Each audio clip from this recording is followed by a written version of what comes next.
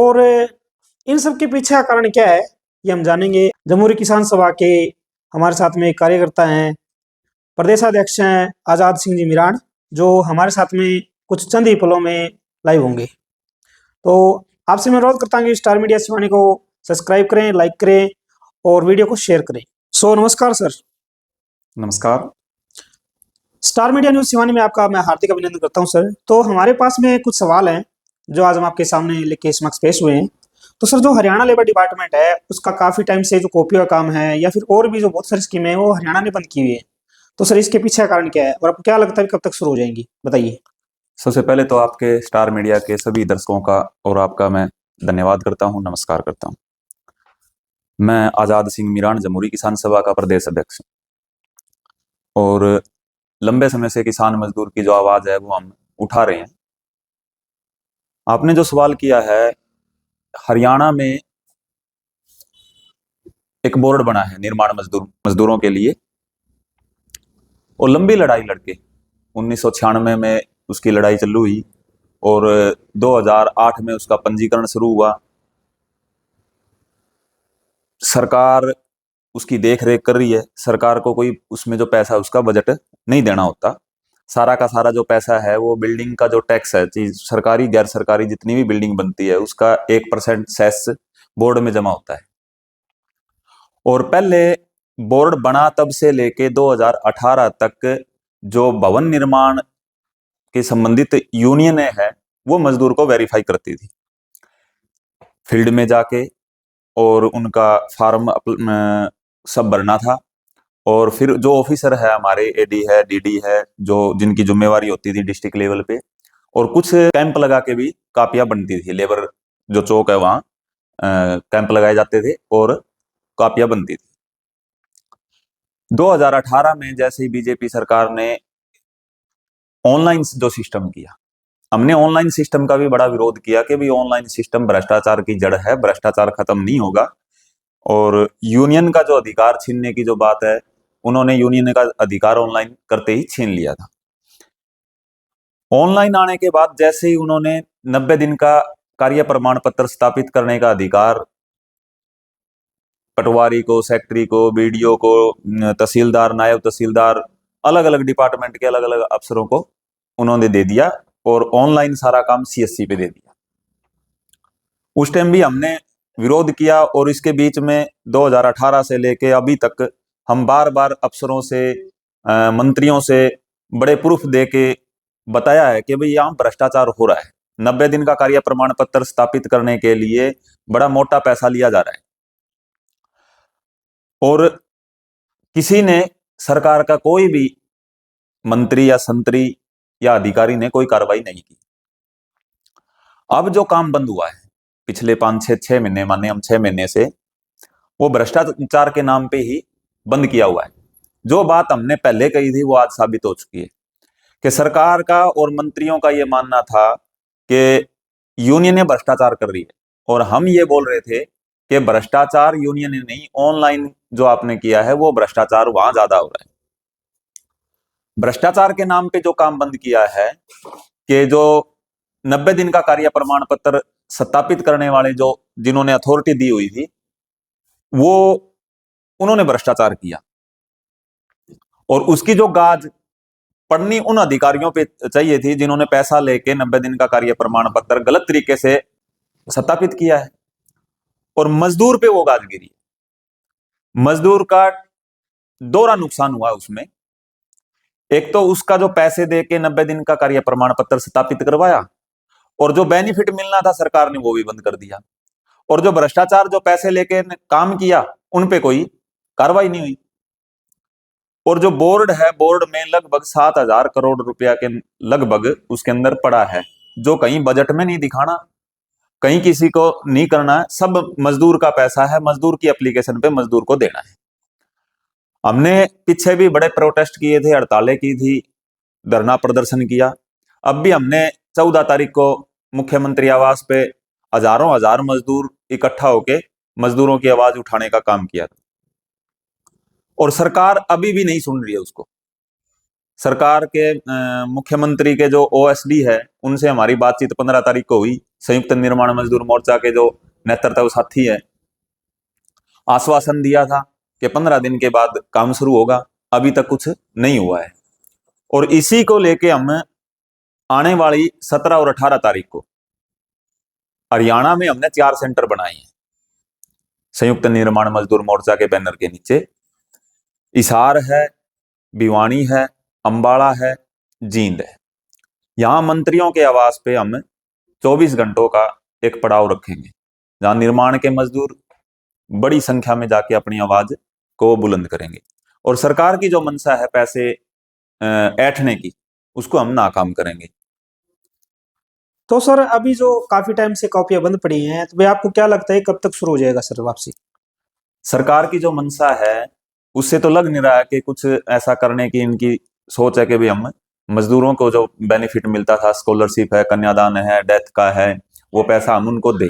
हमारी सोच है, हम चाह रहे हैं कि मजदूरों को इकट्ठा करके हम जल्द से जल्द ये पोर्टल खुलवा के मजदूरों के जो रुके हुए बेनिफिट है वो दिलाएं, और आगे जो बेनिफिट मिलने चाहिए वो उनको जल्द से जल्द मिले। सभी मजदूर संगठनों की ये मांग है, और इसमें किसान संगठन भी इनकी आवाज उठा रहे हैं। जी सर, तो सर जो अभी मनरेगा जो कानून था उसको खत्म कर दिया गया है और उसका जो नया नाम था जी राम जी दे दिया गया है, तो सर इस बारे में आपका क्या ख्याल है? देखिए, नाम का तो कोई इशू इसमें है नहीं, क्योंकि नाम महात्मा गांधी रोजगार गारंटी योजना अधिनियम था। अब विकसित भारत आजीविका, मतलब इतना लंबा एक नाम दे के उसका एक शॉर्ट जो फॉर्म बनाया है इन्होंने, वीबी जी राम जी। असल में ये राम जी का जो मतलब इसके अंदर लेके आने का है कि कानून जो था, मनरेगा का एक कानून बनाया था 2005 में, बड़ी लंबी लड़ाई लड़के, क्योंकि ग्रामीण क्षेत्र में जो मजदूर है उनको काम मिले और मांगने के आधार पर काम मिले। भाई कोई भी मजदूर उस काम को मांगे और उसको वो काम मिले। मनरेगा इस के लिए चालू किया गया था पूरे भारत में। मनरेगा का कानून 100 दिन का पक्का रोजगार गारंटीड एक कानून बना था, क्योंकि जॉब कार्ड जो बनता था उसमें सीधा सा इसका भी मतलब है कि जॉब कार्ड तो जॉब तो है तो कार्ड है। बीजेपी लगातार इसमें इसका जो बजट था उसमें कटौती करते रही, और लास्ट में आके इस नाम के मतलब चक्कर में उलझा के इस कानून को एक योजना का रूप दे दिया। इस कानून को तोड़ दिया, कानून खत्म कर दिया है और योजना का नाम दे दिया। पहले मनरेगा के तहत काम मांगने का अधिकार मजदूर का था कि मजदूर काम मांगेगा, ग्राम सभा में जाएगा, वो अपनी एप्लीकेशन देगा, बीडीओ के पास जाएगा, एप्लीकेशन देगा तो उसको काम मिलेगा। अब ये पूरा अधिकार सेंटर ने अपने पास रख लिया, और इसका जो बजट है उस बजट का भी गड़बड़ेशन है, क्योंकि 60% केंद्र देगा, 40% राज्य देगा, और केंद्र तब देगा तब राज्य उसके साथ साथ काम देगा। काम भी गया और बेनिफिट भी गए, पैसे भी गए, मजदूरी भी गई। और इसमें जो काम का अधिकार था वो खत्म हो गया। मजदूर काम मांग रहा है, मजदूर काम नहीं मांग सकता। अब सेंटर तय करेगा कहां काम करवाना है। और जो बजट की जो बात है, जो प्रदेश है, जो राज्य है, वो पहले ही कर्जवान है, और सेंटर के पास जो पैसा आना है, वो जो अपना टैक्स का जो पैसा है वो सारा सारा सेंटर के पास जा रहा है, यहां कुछ मिलता नहीं है। 60 दिन का इसके में रखा है कि भाई 60 दिन हम साल में जब फसल कटाई का टाइम होगा तो हम 60 दिन काम मनरेगा के मजदूरों को नहीं देंगे। और ये एक मतलब किसानों को बरगलाने की जो बात है इसमें, कि इन्होंने ये दिखाया कि हमने किसानों के लिए बहुत अच्छा काम किया है कि भाई फसल के टाइम पे हम मनरेगा का काम चालू नहीं करेंगे तो मजदूर वहां सस्ते मिलेंगे या उनको मजदूर मिलेंगे। तो सर आपका कहना ये है भाई जो सरकार वो अपनी मनमानी कर रही है मजदूरों के साथ में? बिल्कुल, मैं ये बिल्कुल मानता हूं कि सरकार ने बिल्कुल मनमानी की है, और मनरेगा मजदूरों के साथ बड़ा धोखा किया है। क्योंकि पूरा भारत में हम जो मैं अभी बात कर रहा था काम के टाइम की, जो 30 दिन और 30 दिन, 2 फसल तो 30-30 दिन उनकी कटौती की गई है। पूरा भारत के अलग अलग स्टेटों में, अलग अलग स्टेट के अलग अलग जिलों में जी फसल कटाई का टाइम अलग अलग है। क्यों हम यहाँ देखेंगे, हमारा जो डिस्ट्रिक्ट है भिवानी, जी जी भिवानी डिस्ट्रिक्ट में 7 अप्रैल से लेके और 7, 8, 10 मई तक पूरा काम निपट जाता है गेहूं की कटाई का। जी सर बिल्कुल। और 22-23 मार्च से लेके 8-10 अप्रैल तक सरसों की कटाई का। जी और हम इससे दूसरी डिस्ट्रिक्ट हिसार की तरफ जाएंगे, या हिसार से आगे सिरसा है या इधर अम्बाड़ा है, वहां फसल कटाई का समय अलग है, वहां तो मई में शुरू होता है। तो इसका जो इन्होंने जो किया है ना, वो गलत है। अलग अलग स्टेट की मैंने बताई है, अलग अलग स्टेट की अलग अलग समय पे कटाई होती है, अलग अलग स्टेट में, अलग अलग डिस्ट्रिक्ट में भी अलग अलग कटाई का समय होता है। तो इस तरीके से मजदूरों का जो काम है उन्होंने मनरेगा का वो ठप कर दिया है, खत्म कर दिया है। तो इसके लिए मजदूरों को एकजुट होकर इसकी लड़ाई बड़ी लंबी लड़नी भी पड़ेगी, और पूरा भारत में इसका पूरा विरोध भी है, और हम लड़ाई लड़ रहे हैं। तो सर हाल ही में अभी जो केंद्र सरकार है उसने 4 लेबर कोड निकाले हैं, तो सर वो कोड बताइए और उसके बारे में सर विरोध क्यों रही है और बताइए सर। बड़ा अच्छा सवाल किया आपने। 4 लेबर कोड आपको मैं थोड़ा बता देता हूं।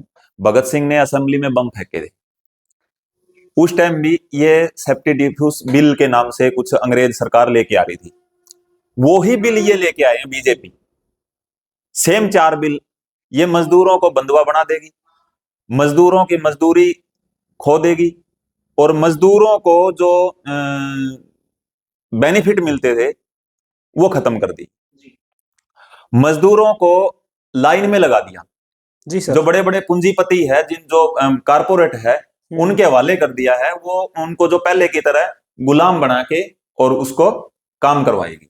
इसमें टाइम के घंटे हैं वो उन्होंने हटा दिए। ये टाइम के जो घंटे, 8 घंटे जो हमने हासिल किए था इनका अधिकार, बड़ी लंबी लड़ाई लड़ी थी शिकागो शहर में। हजारों हजार मजदूर इकट्ठे होके वो लड़ाई लड़ी, और बहुत सारे हमारे साथी हमारे से बिछुड़ गए थे, उसमें शहीद हुए थे, बहुत सारे अंग भंग हो चुके थे। उसके बाद ये 8 घंटे का पूरा विश्व में लागू हुआ था कि भाई 8 घंटे हम काम करेंगे। ये 4 लेबर कोड जब आए हैं तो वो जो टाइम था पहले वाला वो लागू हो गया। दूसरा, न्यूनतम वेतन हम 26,000 मांग रहे हैं। पूरा देश की एक ये मांग है कि न्यूनतम वेतन 26,000 रुपये। सुप्रीम कोर्ट के ने भी ये फैसला सुनाया था कि 26,000 रुपये न्यूनतम वेतन। जी 2 हम हैं तो हमारे बच्चे हैं तो हमारे बुजुर्ग हैं, अगर हमारे परिवार में 6 सदस्य है तो 26,000 रुपये में हमारा गुजारा चलेगा। इन्होंने वो स्केल भी खत्म कर दिया है, और मजदूरों को एक साइड बंधुआ बनाने के लिए छोड़ दिया है। तो इसका विरोध हम इसलिए कर रहे हैं कि ये मजदूरों को मारने का डेथ वारंट जो हम बोलते हैं, वे 4 लेबर कोड है, इनका विरोध हमारा ये है। प्यारे साथियों, ये थे हमारे एक खास मेहमान। आपने इनकी जुबान सुना जो कि आज देश में क्या हो रहा है, हरियाणा में क्या हो रहा है, और मैं उम्मीद करता हूं कि जो आपके सारे सवाल हैं वो क्लियर हो गए होंगे। और ऐसे और वीडियो देखने के लिए आप स्टार मीडिया न्यूज सेवा न्यूज सब्सक्राइब करें, इस वीडियो को शेयर करें ताकि हर मजदूर तक, हर किसान तक पहुंचे और उनका जो अपना हक है वो मिले। बहुत बहुत धन्यवाद सर आपका इतना कीमती समय देने के लिए। बहुत बहुत धन्यवाद आपका और आपके चैनल का। आपने जो मजदूरों किसानों की आवाज उठाने के लिए बड़ा सराहनीय काम किया, उसके लिए मैं मेरी तरफ से और मेरे संगठन की तरफ से बहुत बहुत आभार प्रकट करता हूँ। जी धन्यवाद सर।